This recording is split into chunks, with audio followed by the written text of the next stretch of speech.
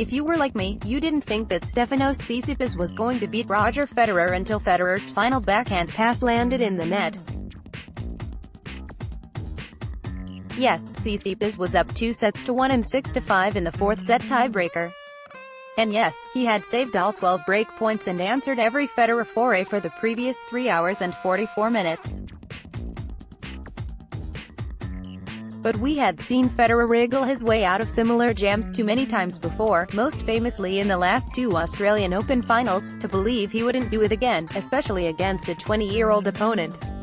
But, as we found out over and over and over again last night, this wasn't just any 20-year-old opponent.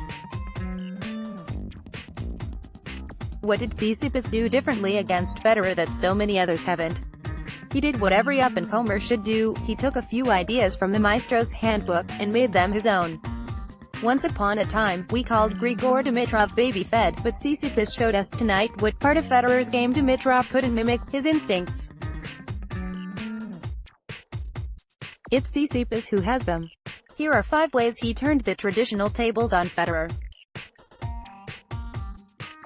Asterisk, asterisk, asterisk, asterisk, asterisk. He experimented. Normally, during a Federer match, we hear from the commentators about how Federer is trying to figure out the other guy, and all the ways he's trying to take him out of his game. We typically don't hear anything like that about his opponent, who is just assumed to have no other options than to stick to his comparatively limited style. I realized that dynamic had been flipped on its head when, in the middle of the first set, Tsitsipas took a couple of steps back on a Federer second serve, and tried a completely different type of return, a high looping backhand, from any he had tried before. It was clear that Tsitsipas was going to act, rather than just react, during this match. He used the whole court. The story of the match was Tsitsipas's willingness to come to net. He went there 68 times, and in his post-match interview John McEnroe praised him for keeping the all-court game alive. But it wasn't just the number of times he rushed the net that mattered, it was how and when he did it. Whenever he was in trouble, he forced the issue. On many of the 12 break points, he saved. On one of the 4 set points, he saved in the second set, and on his lone match point. Like Federer, Tsitsipas didn't just use his forehand to go for outright winners, he used it to set up his net forays. He didn't bring back serve and volley, but he did continue the more recent tradition of forehand and volley. There's an old-fashioned interconnectedness to Tsitsipas' game that reminds me not just of Federer's, but of an Aussie great like Ken Rosewell's. Everything is about putting him in a better position for the next shot, and moving him forward. We know Federer doesn't like to back up behind the baseline. Now we know Tsitsipas doesn't like to do it either, and he's just as skilled at holding his ground. He kept moving, and we've been told that you can't win by coming to the net anymore, so much so that it has become a self-fulfilling prophecy. If players don't believe they can do something, they're probably not going to be able to do it. It's always amazing to see that it can work, with the right shots, the right skills, and, most of all, the right, ultra-persistent attitude. Even when Tsitsipas lost a point at net, there was no question that he was going to keep going there. After a while, that pressure of having to come up with a pass wore on Federer.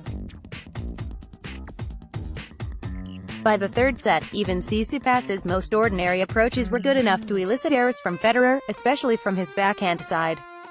Pressure is a privilege, Billie Jean King said. It's also a killer. In the process, Tsitsipas gave us an example of how a one-handed backhand can work today. Like Federer, but unlike, say, Dominic Thiem, Tsitsipas didn't try to rally and grind with his one-hander. That generally leaves a one-handed player at a disadvantage against a two-hander. Instead, Tsitsipas used his one-hander to open the court and change the pace, while always attacking with his forehand. He made Federer think most of today's players, and thus most of Federer's opponents, play at one speed. They belt the ball from the baseline from both sides, so you pretty much know what's coming.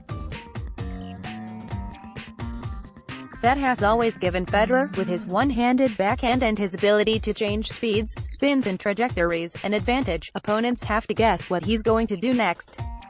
Against Tsitsipas, Federer also had to guess, because Tsitsipas has multiple options, too.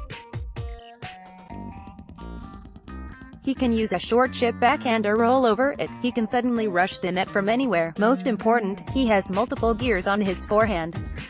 He has the loopy rally ball, but when he needs to, he can flatten it out and belt it into either corner for a winner.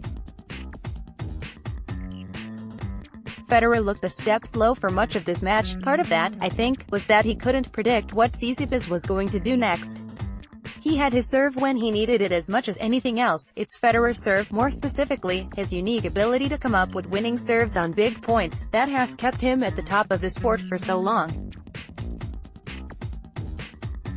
Last night, Tsitsipas was the one who threw down the bombs when he needed them. And like Federer, when he missed a first serve on an important point, he came up with something special and surprising on the second ball. The image I think I'll remember most from this match was Tsitsipas, at the start of the fourth set tiebreaker, pacing at the back of the court and verbally urging himself on. It was a way of working off his nervous energy, rather than letting it build. He knew, like the rest of us, that this was the moment when Federer was supposed to beat him to the punch and steal the match from him. Rather than wait to see what the maestro had in store for him, he beat him there first. Kick off each day of the 2019 Australian Open with Tennis Channel Live, reviewing the day's most important news and previewing the day's biggest matches. Watch live at 6 p.m. Follow the Australian Open even closer with Tennis Channel Plus. Go to bidcplus.com and subscribe now.